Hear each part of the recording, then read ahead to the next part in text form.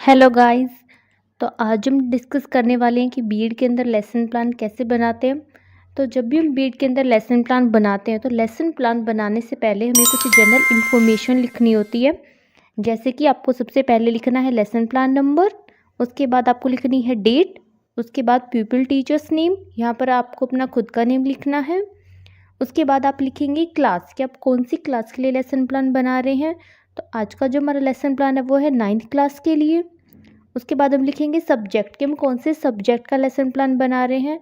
तो आज का जो हमारा सब्जेक्ट है वो है लाइफ साइंस। उसके बाद हमें लिखनी होती है ड्यूरेशन कि जो हम टीचिंग करने के लिए जिस स्कूल में जाते हैं वहाँ पर एक पीरियड कितने टाइम का था।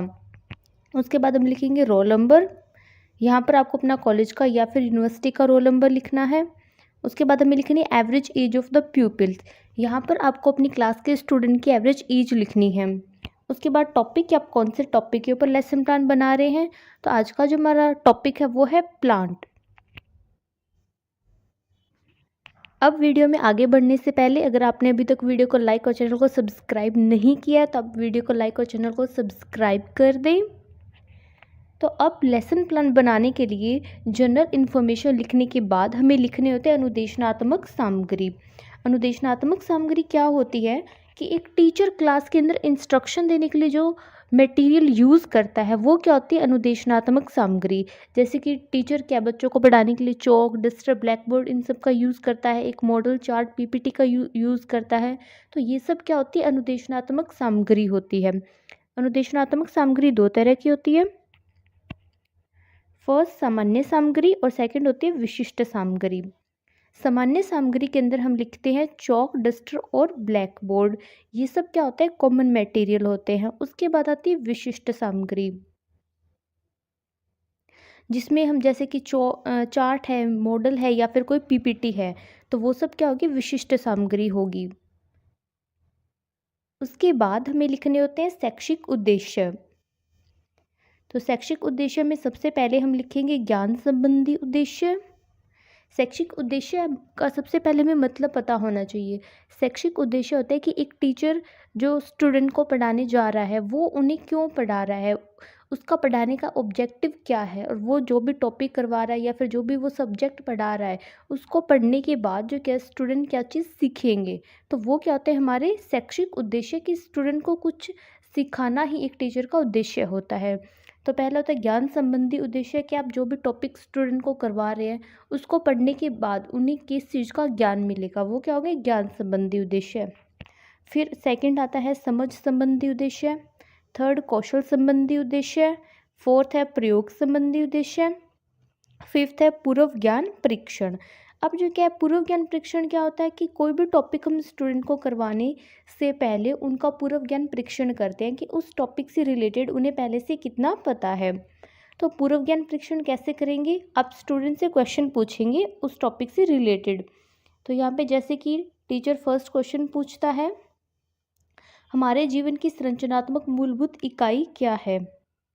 सेकंड क्वेश्चन है कोशिका के समूह को क्या कहते हैं। थर्ड क्वेश्चन है उत्तक कितने प्रकार के होते हैं। उसके बाद हमारे पास आता है फोर्थ क्वेश्चन पादप उत्तक कितने प्रकार के होते हैं। उसके बाद आता है सिक्स्थ क्वेश्चन स्थायी उत्तक कितने प्रकार के होते हैं। और स्टूडेंट इनका जो भी आंसर देंगे वो टीचर को देखना है कि स्टूडेंट को कितना चीज़ें जो क्या है पता है और कितना उन्हें नहीं पता है। तो उसी के बेस के ऊपर हम अपना आगे की जो टीचिंग है वो स्टार्ट करते हैं। अब नेक्स्ट आता है उपविषय की घोषणा। अब यहाँ पर टीचर जो क्या उपविषय की घोषणा करेगा कि आज हम कौन सा टॉपिक पढ़ने वाले हैं। तो टीचर कहता है कि जब बच्चों का आंसर सुनने के बाद टीचर ने कहता है कि आज हम पादप उत्तक के बारे में अध्ययन करेंगे। फिर आती है प्रस्तुतिकरण। अब यहाँ पर हम जो अपना जो भी टॉपिक है उसको डिटेल में एक्सप्लेन करना स्टार्ट कर देंगे। तो टॉपिक को एक्सप्लेन करने के लिए सबसे पहले में 4 कॉलम्स बनाने हैं। फर्स्ट में हेडिंग डालेंगे शिक्षण बिंदु, सेकंड कॉलम में लिखेंगे छात्र अध्यापक क्रियाएं, थर्ड कॉलम में छात्र क्रियाएं या फिर छात्र छात्रा क्रियाएं भी आप लिख सकते हैं, फोर्थ कॉलम में आता है शामपट्ट कार्य। अब जो हमारा फर्स्ट कॉलम है शिक्षण बिंदु, यहाँ पर क्या होते हैं शिक्षण बिंदु। शिक्षण बिंदु के अंदर हम जो मेन पॉइंट्स होते हैं वो लिख देंगे, वो क्या होंगे शिक्षण बिंदु। फिर आती है इसके अंदर एक टीचर की क्लास के अंदर जो भी एक्टिविटी होगी वो हम लिख देंगे। टीचर लेक्चर मेथड का यूज़ कर रहा है, टीचर कोई मॉडल दिखा रहा है या फिर कोई पीपीटी दिखा रहा है, तो वो क्या होगी, छात्र अध्यापक की क्रियाएं होगी। थर्ड कॉलम है छात्र क्रियाएं। इसके अंदर क्लास के अंदर स्टूडेंट की क्या एक्टिविटी है, स्टूडेंट टीचर के किसी क्वेश्चन का आंसर दे रहे हैं, स्टूडेंट टीचर की बात को ध्यान से सुन रहे हैं, या फिर स्टूडेंट उसको नोटबुक में लिख रहे हैं, ये सब क्या होंगे, छात्र क्रियाएं होंगी। फोर्थ आता है शामपट्ट कार्य। शामपट्ट कार्य क्या होता है, ब्लैक बोर्ड वर्क, कि आप ब्लैक बोर्ड के ऊपर जो भी हेडिंग्स डालते हैं, जो भी मेन पॉइंट्स लिखते हैं, या फिर ब्लैक बोर्ड पे आप उन्हें कुछ एक्सप्लेन कर रहे हैं, तो वो सब आप ब्लैक बोर्ड एक्टिविटी के अंदर लिख देंगे। तो सबसे पहले शिक्षण बिंदु की बात करते हैं। यहाँ पर आप हेडिंग डाल देंगे भूमिका, और यहाँ पे जो टीचर है वो उन्हें पादप उदक के बारे में बताएगा। तो इस तरह से आपको एक्सप्लेन करना है कि विभज्योतक द्वारा बनी कोशिका एक विशिष्ट कार्य करती है और विभाजित होने की शक्ति खो देती है, जिसके फलस्वरूप स्थायी उत्तक का निर्माण करती है। उसके बाद आप एक्सप्लेन करेंगे कि उत्तक जो है वो दो प्रकार के होते हैं। फर्स्ट होता है सरल स्थायी उत्तक और सेकंड होता है जटिल स्थायी उत्तक। और ब्लैक बोर्ड के ऊपर भी आप लिख देंगे सरल स्थायी उत्तक। उसके बाद आता है हेडिंग डालेंगे सरल स्थायी उत्तक। अब टीचर की क्या एक्टिविटी होगी, यहाँ पर टीचर एक्सप्लेन करेगा सरल स्थायी उत्तक को कि सरल स्थायी उत्तक क्या होते हैं।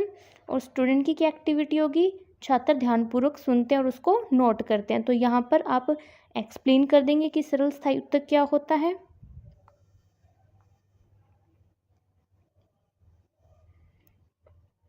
फिर हम पे बताएंगे कि जो ये सरल स्थायी उत्तक होता है पौधों को सहारा प्रदान करता है तथा भोजन के भंडारण का कार्य करता है। फिर आप स्टूडेंट से कुछ क्वेश्चन पूछेंगे, क्योंकि आपने उन्हें सरल स्थायी उत्तक के बारे में बताया है। अब आप स्टूडेंट से क्वेश्चन पूछेंगे जिससे कि आपको पता चल जाएगा कि स्टूडेंट को वो चीज़ समझ में आई है या फिर नहीं आई है।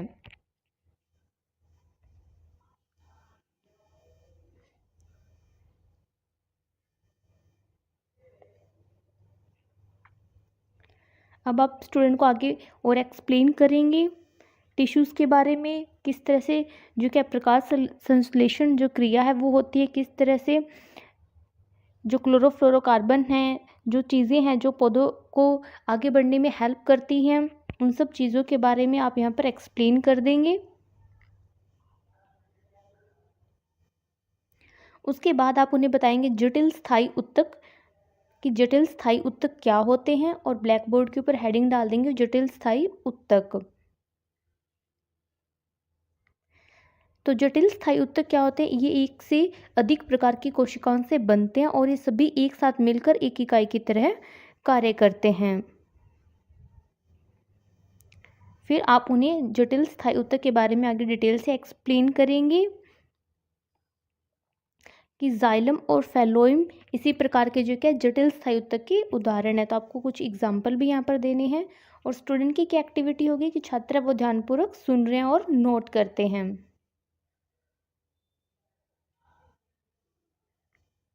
उसके बाद आती है अंतिम पुनरावृत्ति। अब जो कि आप स्टूडेंट से क्वेश्चन पूछेंगे, जो भी टॉपिक हमने उन्हें करवाया है, जैसे हमने उत्तक के बारे में बताया और जटिल स्थायी उत्तक और स्थायी उत्तक क्या होते हैं उनके बारे में बताया। तो अब आप स्टूडेंट से क्वेश्चन पूछेंगे कि जटिल स्थायी उत्तक के उदाहरण बताइए। पानी व खनिज लवण का ऊर्ध्वाधर वहन कौन करता है। थर्ड है पत्तियों से पौधों को भोजन के विभिन्न भागों तक कौन पहुंचाता है।